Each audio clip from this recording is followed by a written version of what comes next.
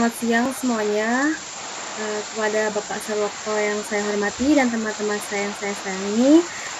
Di sini kami kelompok 8 ingin mempresentasikan hasil kerja kelompok kami mengenai HIV/AIDS dalam perspektif agama Islam. Pertama-tama kita perkenalan kelompok terlebih dahulu. Saya Dina Rizkia Permatasari selaku moderator, dan rekan-rekan saya ada Laila Agustin, ada Adelia Putri Aji, dan Putri Ayu Arianto. Tanpa berlama-lama lagi, mari kita langsung masuk ke materi pembahasannya. Waktu dan tempat saya persilahkan. Baik, yang pertama ada latar belakang. HIV/AIDS adalah masalah kesehatan global yang memberikan dampak besar pada berbagai aspek kehidupan manusia, termasuk kesehatan fisik, psikologis, sosial, ekonomi, dan spiritual.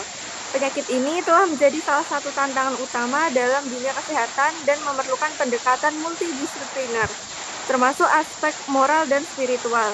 Dalam pandangan Islam, HIV/AIDS bukan hanya masalah medis, tetapi juga isu sosial yang memerlukan perhatian khusus berdasarkan nilai-nilai syariah. Pembahasan ini bertujuan untuk membahas HIV/AIDS secara mendalam dari perspektif Islam. Pembahasan mencakup pengertian, penyebab, dampak, pandangan Islam, serta langkah konkret yang dapat dilakukan oleh umat Islam untuk mencegah dan menangani HIV/AIDS. Melalui pemahaman yang komprehensif ini, diharapkan masyarakat dapat meningkatkan kesadaran dan mengembangkan sikap inklusif terhadap penderita HIV/AIDS. Yang selanjutnya, pengertian dan dampak HIV/AIDS. Pengertiannya yaitu HIV atau Human Immunodeficiency Virus adalah virus yang menyerang sistem kekebalan tubuh manusia, khususnya sel CD4 yang berfungsi melawan infeksi. Jika tidak diobati, infeksi ini dapat berkembang menjadi AIDS atau Acquired Immune Deficiency Syndrome, yaitu kondisi di mana tubuh kehilangan kemampuan untuk melawan penyakit dan infeksi oportunistik. Dampaknya yaitu yang pertama, kesehatan fisik. Sistem imun melemah, meningkatkan resiko infeksi oportunistik dan komplikasi kesehatan. Yang kedua, ada dampak sosial, yaitu stigma dan diskriminasi terhadap penderita seringkali mengisolasi mereka dari masyarakat. Yang ketiga, dampak ekonomi, yaitu biaya pengobatan yang tinggi dan hilangnya produktivitas penderita berdampak pada ekonomi keluarga. Yang keempat, ada dampak psikologis. Adanya rasa malu, depresi, dan isolasi sosial sering dialami penderita HIV/AIDS. Selanjutnya ada perspektif Islam terhadap HIV/AIDS.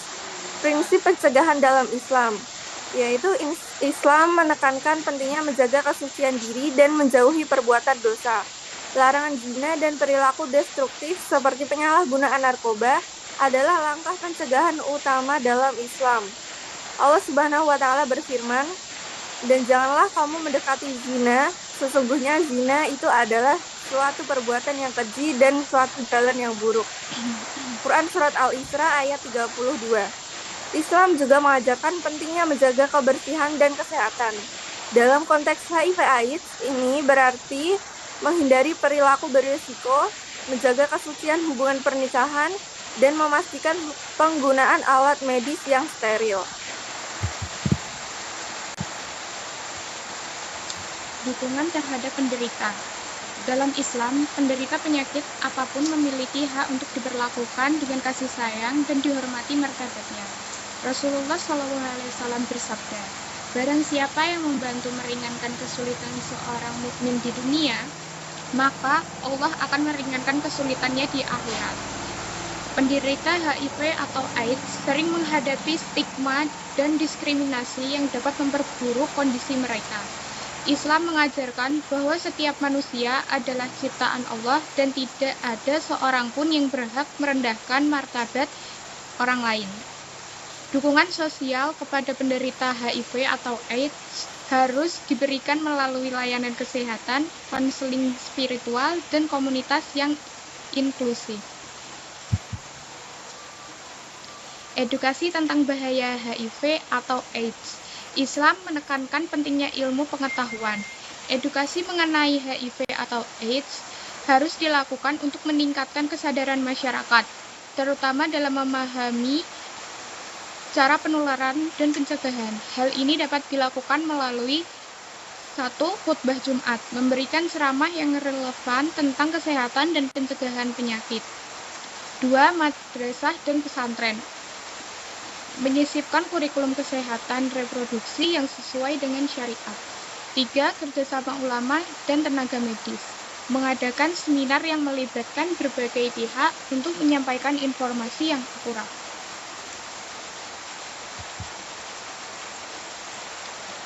Tinjauan teologis tentang penyakit. Dalam Islam, penyakit dapat dipandang sebagai ujian atau peringatan dari Allah. Allah berfirman, "Dan sungguh akan kami berikan cobaan kepadamu dengan sedikit ketakutan, kelaparan, kekurangan harta, jiwa, dan buah-buahan. Dan sampaikanlah kabar gembira kepada orang-orang yang sabar." Quran Surat Al-Baqarah ayat 155.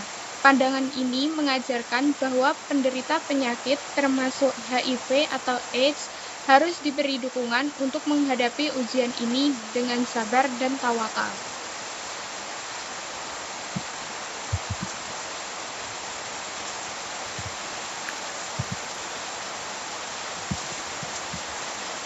Solusi Islam terhadap HIV atau AIDS. Yang pertama, pendidikan agama yang komprehensif. Pendidikan agama harus menanamkan nilai-nilai moral sejak usia dini. Upaya ini meliputi yang pertama, pendidikan seksual Islami, menjelaskan pentingnya menjaga kesucian diri dan hubungan yang sah dalam pandangan Islam. Yang kedua, kampanye anti-zina, melibatkan komunitas untuk mengedukasi bahaya perilaku seksual yang menyimpang. Yang ketiga, kesadaran tentang bahaya narkoba, memberikan pemahaman tentang dampak buruk narkoba bagi kesehatan dan agama. Yang kedua, penguatan lembaga sosial dan agama. Lembaga keagamaan dapat berperan aktif dalam membantu penderita HIV atau AIDS melalui yang pertama, layanan konseling Islam, memberikan bimbingan spiritual kepada penderita. Yang kedua, pusat dukungan masyarakat, menyediakan tempat aman bagi penderita untuk mendapatkan bantuan medis dan moral. Yang ketiga, zakat dan infak, memastikan kebutuhan medis penderita terpenuhi melalui dana umat. Yang ketiga, kolaborasi dengan program kesehatan. Yang pertama, pemeriksaan rutin, mendorong masyarakat untuk melakukan tes HIV secara sukarela. Yang kedua, penggunaan ARV yang mendukung terapi antiretroviral sebagai upaya untuk meningkatkan kualitas hidup penderita. Yang ketiga, penyuluhan kesehatan, mengadakan kegiatan penyuluhan di masjid dan komunitas lokal. Jadi kesimpulannya, HIV atau AIDS adalah tantangan kesehatan global yang memerlukan pendekatan menyeluruh.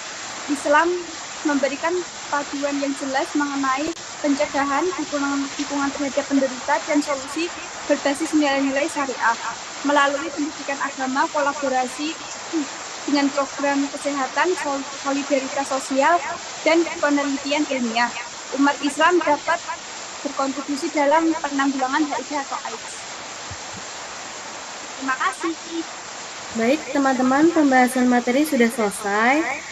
Sekarang kita masuk ke sesi tanya-jawab. Jika ada pertanyaan, dipersilahkan untuk bertanya. Saya Ya, boleh perkenalan dulu, Mbak. perkenalkan, nama saya Nur Fauzia, perwakilan dari kelompok 3. Ingin bertanya, apakah HIV AIDS dianggap azab dalam agama Islam?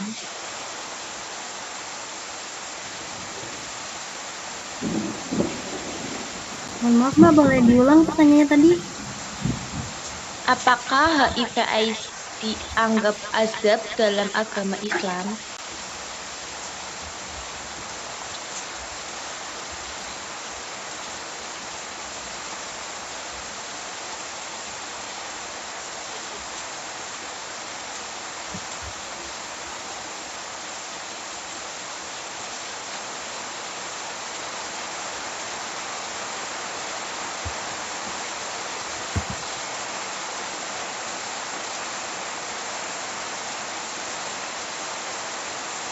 Ini kan bacanya satu persatu.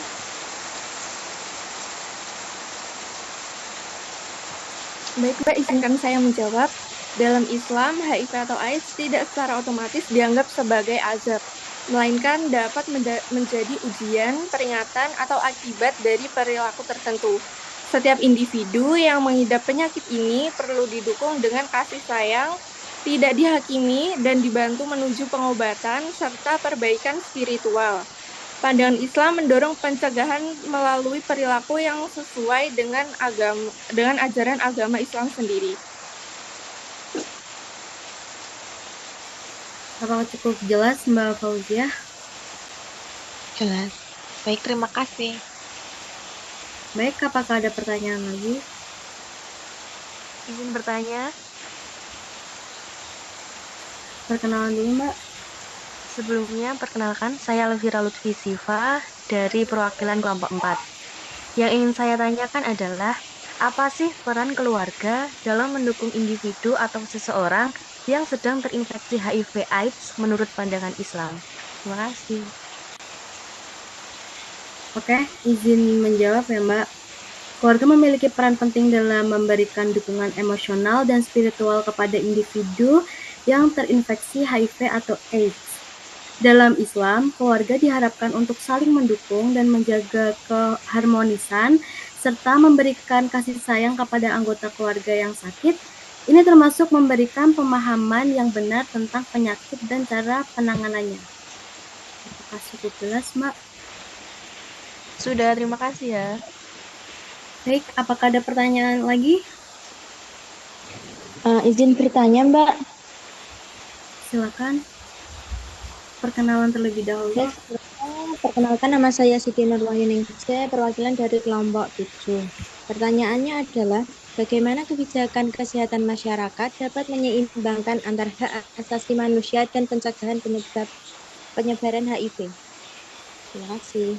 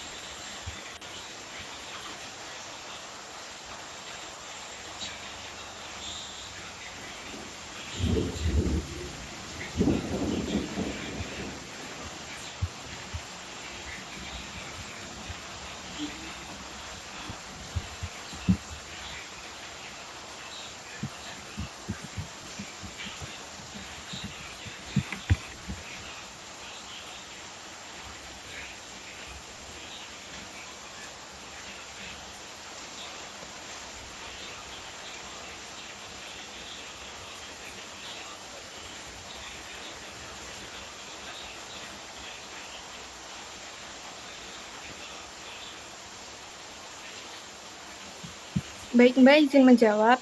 Pencegahan dan penanganan HIV atau AIDS memerlukan penghormatan terhadap setiap hak asasi manusia, seperti akses informasi, layanan kesehatan, kesetaraan, kebijakan yang efektif, yang meliputi edukasi, penyediaan alat pencegahan, pengobatan yang mudah diakses, dan penghapusan stigma. Dengan pendekatan holistik dan inklusif, penyebaran HIV atau AIDS dapat dikurangi serta menjaga kualitas hak asasi manusia dalam pencegahan dan penyebaran HIV atau AIDS. Apakah cukup jelas, Mbak? Jelas, terima kasih. Baik, sama-sama. Apakah ada yang lain?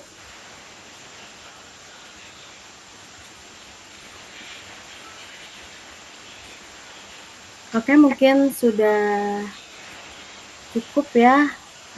Terima kasih. Mungkin segitu dulu presentasi dari kelompok 8. Maaf jika ada lebih atau kurangnya. Saya dan kelompok saya ucapkan mohon maaf sebesar-besarnya dan terima kasih. Wassalamualaikum warahmatullahi wabarakatuh. Waalaikumsalam. Waalaikumsalam warahmatullahi wabarakatuh.